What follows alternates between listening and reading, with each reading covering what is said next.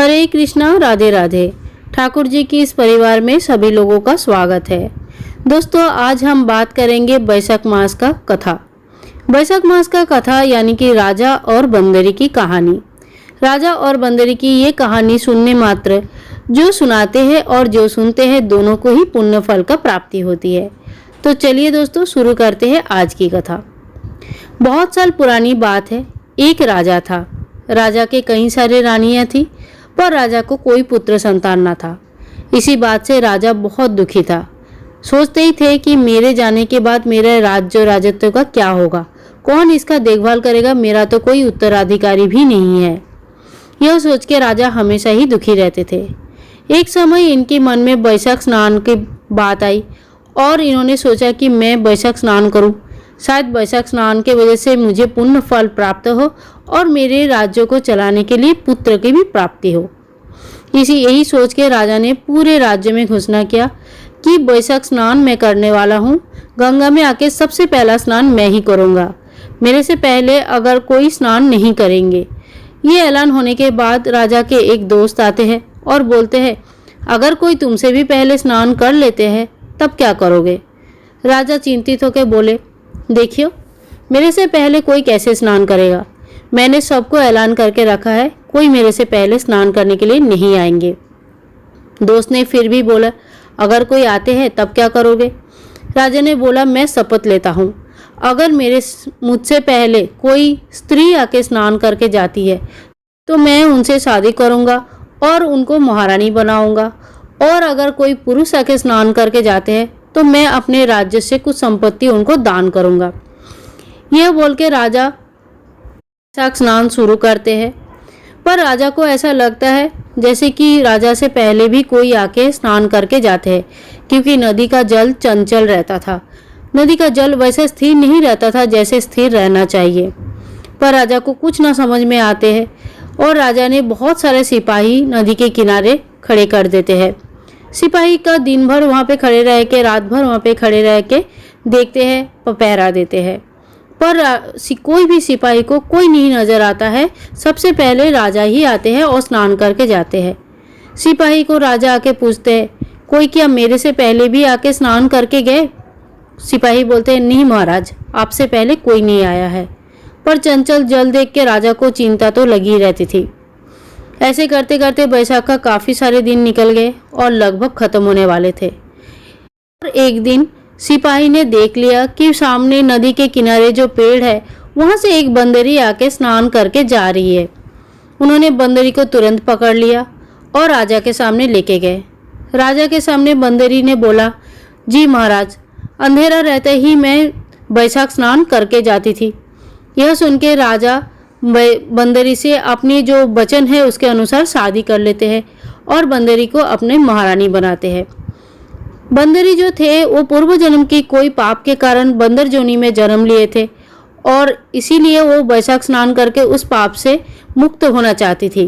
बंदरी को सारे ज्ञान बुद्धि सब कुछ था, लेकिन फिर भी वो बंदर जोनी में जन्म लिया था। राजा से शादी होने के बाद बैसाख माह का पुण्य फल के स्वरूप गर्भवती हुई बंदरी और बाद में राजा को पूछा कि महाराज, जब मेरे संतान जन्म लेने वाले होंगे तब मैं क्या करूं। राजा ने बोला, तुम चिंता मत करो, मैं तुम्हारे कक्ष के बाहर एक बड़ा सा घंटी लगा देता हूं। जब भी तुम्हें दर्द होगा ये घंटी बजा देना, मैं तुरंत आ जाऊंगा। यह बोल के राजा चले गए, क्योंकि उनको बहुत सारे जरूरी काम था। इधर रानियां सारे जलती थी बंदरी से। इतनी सारी सुंदर सुंदर रानी होने के बावजूद एक बंदरी गर्भवती हुई है और वो रानी बन के बैठी है। एक दिन रानियां बंदरी के सामने आए और बोले, हे बंदरी, यहाँ पे जो तुम्हारे घंटी बंधे हुए हैं कक्ष के बाहर, यह किसने बांधा। बंदरी ने बोला, ये महाराज ने बांध के गए। जब मुझे दर्द होगा तब मैं ये घंटी बजाऊंगी तो महाराज आएंगे।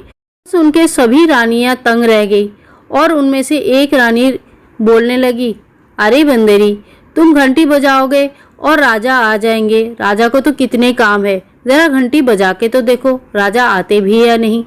बंदरी ये सुन के जाके घंटी बजा दिया। राजा अपना जरूरी काम छोड़ के दौड़ते हुए बंदरी के पास आए और आके पूछे, घंटी क्यों बजाई तुमने।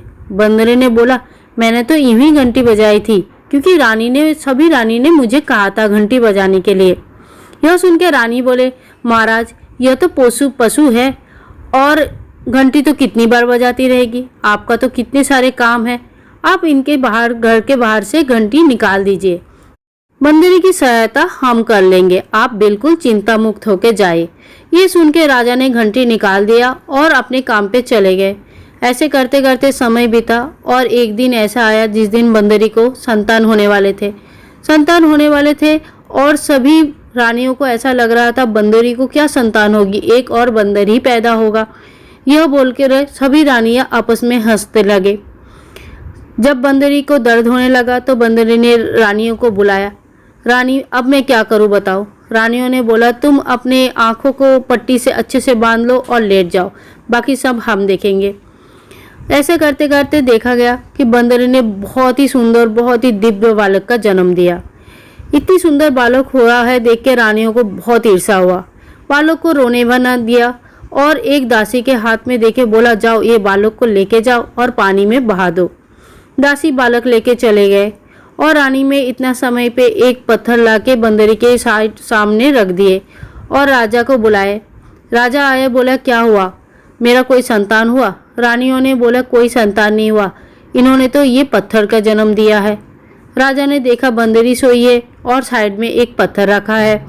यह देख के राजा को बहुत दुख होता है, पर अपने मन को यही सोच के संतोष कर लेते हैं कि जब इतनी सारी रानियां हैं मेरी और किसी को संतान ना हो पाया, तो ये बंदरी को भी पत्थर ही जन्म दिया होगा, इसको भी संतान नहीं हुआ होगा। यह सोच के वो अपने काम पे फिर वापस चले जाते हैं। बंदरी ने बोला, महाराज मेरी तो आंखें बंधी हुई थी, मैंने तो कुछ भी नहीं देखा। पर सब रानियों बोलने लगी, नहीं नहीं, तुमको तो पत्थर ही जन्म दिए हो, तुमने कोई बालक का जन्म नहीं दिया है। उधर दासी बालक को लेकर नदी किनारे गई, पर बालक इतनी सुंदर और छोटा सा प्यारा सा था जिसकी वजह से दासी को बहुत ही माया हुआ और वो नदी में बहा के उसको फेंक ना पाई और सामने ही एक कुम्हार के बड़ा सा पात्र में बालक को रख के चली आई। अगले दिन सवेरे जब कुम्हार और कुम्हारिनी वहाँ पे आए तो देखा पात्र के अंदर एक छोटी सी बालक है, बहुत ही प्यारा और बहुत ही मूल्यवान वस्त्र के साथ। उनको यह तो समझ में आ गया कि किसी बड़े घराने की बालक ये है। कुम्हार और उनकी पत्नी को कोई पुत्र संतान नहीं था, कोई भी संतान नहीं था। उन्होंने सोचा भगवान का यही आशीर्वाद है और हमारे पास संतान नहीं है, इसीलिए भगवान ने हमें संतान रूप में यह बालक भेजा है। कुम्हार ने बोला, भाग्यवती चलो हम इस बालक को अपने माता पिता का प्यार देते हैं और इनको हमारे घर में हमारे बालक के जैसे बड़ा करते हैं। कुम्हार और कुम्हारिनी दोनों ने ही बालक को लेके अपने घर गए और उनको धीरे धीरे बड़ा करने लगे। बालक खाए पिए खेले धुले और बड़ा होने लगे। एक दिन बालक खेल रहा था और उन्होंने दोनों दासियों की बात सुन ली। दोनों दासियां आपस में बात कर रहे थे। बंदरी को तो बहुत अच्छा लड़का हुआ था, पर रानियों ने राजा को गलत सूचना दिया और बोला पत्थर पैदा हुआ। राजा ने भी ये मान लिया, मैंने खुद उस लड़के को एक कुम्हार के पात्र में छोड़ के गई थी। कि ये बात सुन के बालक अपने घर वापस आते हैं और कुम्हार को और उनके पत्नी को पूरी बात बताते हैं। यह बात सुन के कुम्हार को समझ में आ जाता है कि जो बालक है जिनको वो अपने पुत्र मानते हैं, ये राजा का पुत्र है और राजकुमार है। कुम्हार ने बोला, चलो पुत्र तुम्हें राजा के पास लेके जाए और राजा को सारे सच बताए। पर कुम्हार के पुत्र बहुत चालाक था। उसने बोला कि अगर हम राजा के पास जाके सब कुछ सच सच बता भी देंगे तभी भी वो हमारे सच्चाई नहीं मानेंगे। तो कुम्हार ने बोला, तो फिर क्या करें अभी? पुत्र ने बोले, मुझे कुछ हाथी घोड़ा इत्यादि बना के दो मिट्टी के। कुम्हार ने कुछ मिट्टी के हाथी घोड़ा बना के अपने बालक को देते हैं और वो हाथी घोड़ा लेके फिर से चला जाता है जहाँ पे दासियाँ आती है पानी भरने के लिए। वहाँ पे बैठ के अपने सारे हाथी और घोड़ा को बोलते, आओ रे मेरे हाथी घोड़ा, आओ रे मेरे मिट्टी के हाथी घोड़ा, पानी पी लो। यह सुन के दासियाँ हंसने लगी और बोले कि तुम्हारे हाथी घोड़ा तो मिट्टी के है, ये पानी कहाँ से पियेंगे? तुम मूर्ख हो क्या? सुन के कुम्हार के पुत्र बोलते हैं कि मूर्ख मैं नहीं हूँ, मूर्ख तो तुम्हारे राजा है जिन्होंने ये सच मान लिया कि बंदरी ने पत्थर का जन्म दिया है। बंदरी कभी भी पत्थर का जन्म देती है वाला? यह सुन के सारे दासियाँ वापस महल में आए और रानियों को ये खबर दिया। रानियों को समझ में आ गया कि जो बच्चे को उन्होंने फेंक दिया था वो बच्चे आज भी जिंदा है। उन्होंने कुछ जहरीला मिठाई बनाया और बोला जाओ उस लड़के को जाके खिला दो। पर भगवान विष्णु की असीम कृपा थी जिससे वो लड्डू का जहर चला गया और वो लड्डू के खाने के बाद भी लड़के को कुछ भी नहीं हुआ और लड़का जैसा था वैसे ही खेल रहा था, घूम रहा था, उसको कोई भी कुछ नहीं हुआ। रानिया बोला ये कैसे संभव हुआ। फिर वो रानिया बालक को बुलाया और राजा के सामने बोला ये बालक उल्टा सीधा हमारे नाम पे बोल रहे हैं, क्या हम झूठ बोल रहे थे? इस बालक को अभी भी देश त्याग करने की आदेश दिया जाए। महाराज बोले तुमने ऐसा बोला? बालक और कुम्हार ने बोला कि हाँ महाराज, हमने ऐसा बोला। महाराज बड़ी गुस्सा हुए और उनको देश निकाला किया और जंगल में जाके रहने लगे। जंगल में रहते रहते कुम्हार के पुत्र सोचने लगे अब क्या करें, कोई तो उपाय करना ही पड़ेगा। ऐसे में कुम्हार को बोले कि मुझे 108 घड़ा बना के दो। कुम्हार ने 108 घड़ा बना के अपने पुत्र को देते हैं। उसने 108 घड़े में ठंडे ठंडे पानी भरते हैं और पेड़ के नीचे बैठ जाते हैं। इतने में उसी जंगल में राजा और साहूकार, बड़े बड़े मंत्रियों के पुत्री, सारे पुत्रियाँ आती है और पूजा की मिट्टी के लिए। वहाँ पे खूब खेलना कूदना करते हैं और मिट्टी भी लेती है और देखते देखते बड़े गर्मी से थक जाते हैं। थक हार के जब वो लोग यहाँ वहाँ पानी के लिए ढूंढते हैं तब कुम्हार के बेटे वहाँ पे ठंडे ठंडे पानियों का 108 घड़ा भर के बैठा था। सब लोग आके पूछते हैं तुम्हारे पास पानी है, हमें पानी पिलाओ। और कुम्हार के पुत्र बोलते हैं कि पानी तो मैं नहीं पिला सकता जब तक तुम मेरी बात नहीं मानो। लड़कियां बड़ी अजीब सी लगी। लड़कियां बोले क्या बात है, बताओ क्या माननी पड़ेगी। वो बोला कि सभी लड़कियां एक एक गोली खाओ और मेरे चारों तरफ फेरे लगाते रहो, तब जाके मैं पानी पिलाऊं। पहले तो सारी लड़कियां मना कर दिया पर बाद में बोले कि ठीक है चलो, बहुत प्यास लगी है, खाली लड़के के चारों तरफ घूमना ही तो है और गोली खाना है, इससे अगर पानी दे देता है तो उसमें क्या फ़र्क पड़ता है। ये सोच के सारी लड़कियां राजी हो जाते हैं।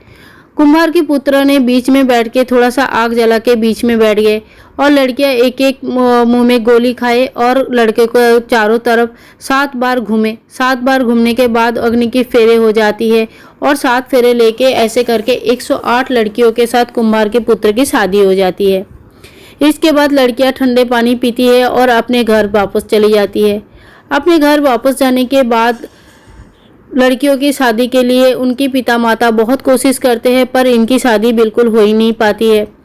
इसी समय एक ज्योतिष ने बोला कि इनकी तो ऑलरेडी शादी हो चुकी है, इनकी शादी तो कब का हो चुका है। और इस बात पे माँ बापा इनके बहुत ही चिंतित हो गए। सभी पिता माता चिंतित होकर लड़कियों से आके बात किया, क्या बात है, तुम्हारी शादी कब हुई और किससे हुई।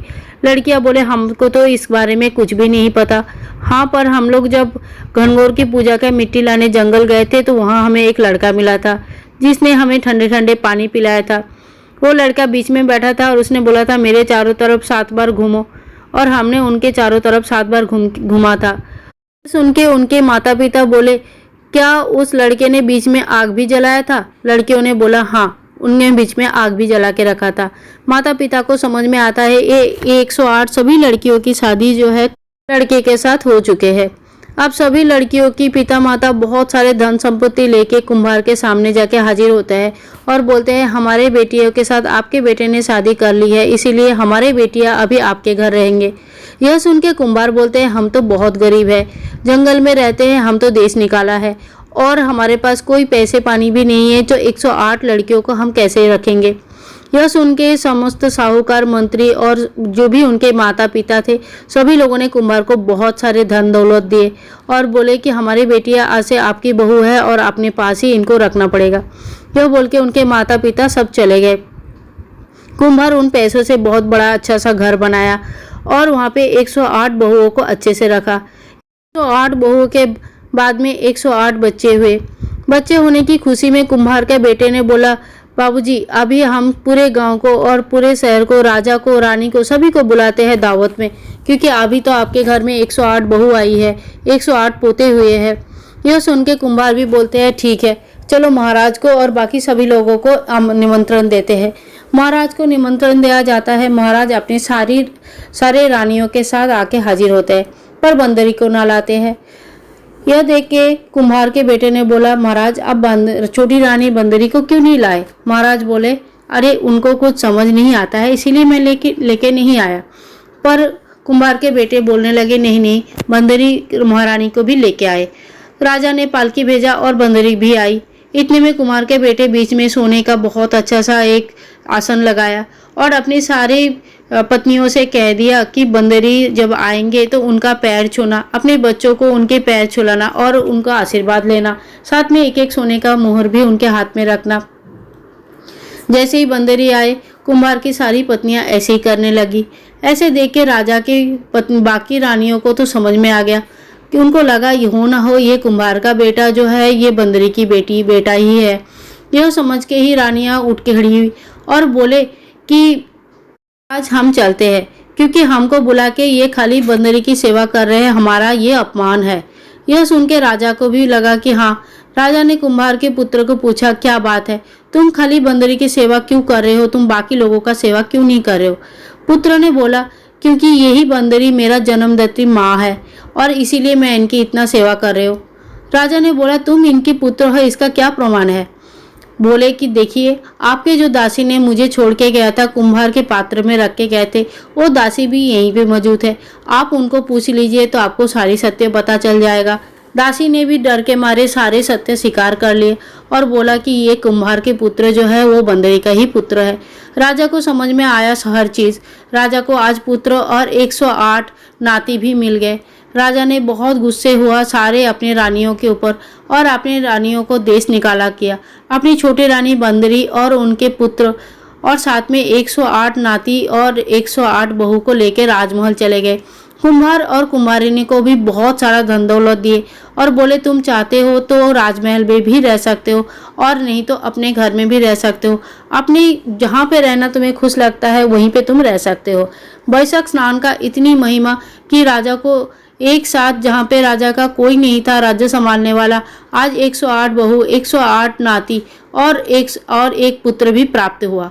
वैशाख स्नान का इतनी महिमा है तो सभी लोगों को वैशाख स्नान करना चाहिए। भगवान विष्णु जैसे बंदरी की वैशाख स्नान संपूर्ण किया, आशीर्वाद किया, ऐसे ही सभी का वैशाख स्नान संपूर्ण करवाए। मिलते हैं एक नेक्स्ट वीडियो में, तब तक के लिए जय श्री कृष्णा, राधे राधे।